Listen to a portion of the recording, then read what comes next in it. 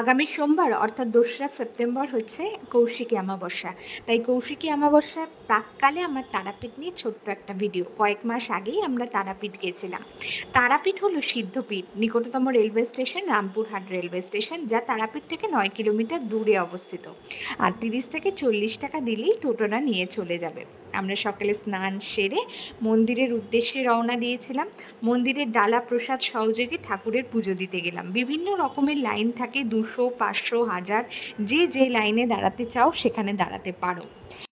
মন্দির খুলে যায় ভোর 5:30 এবং রাত 10টা অবধি খোলা থাকে।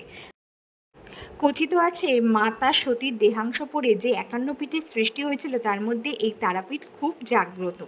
তারাপীঠে পড়েছিল মায়ের তৃতীয় নয়ন অথবা নয়নতারা। আর এখানে আগে পুরো জঙ্গলে ভর্তি ছিল, কিন্তু এখন লোকবসতি বেড়ে যাওয়ায় সেই জঙ্গল নেই। এই অঞ্চলটি বরাবরই সাধু এবং তন্ত্র সাধকদের প্রিয় স্থান। তারাপীঠ মন্দিরের পাশেই আছে শ্মশান, আর তার পাশ দিয়ে বয়ে চলেছে দ্বারকা নদী। দুপুরবেলা মাকে যে ভোগ দেওয়া হয় তার মধ্যে হলুদ পোলাও, সাদা ভাত, 5 রকমের ভাজা, বিভিন্ন রকম মাছ ভাজা এবং অবশ্যই শোল মাছ থাকবেই।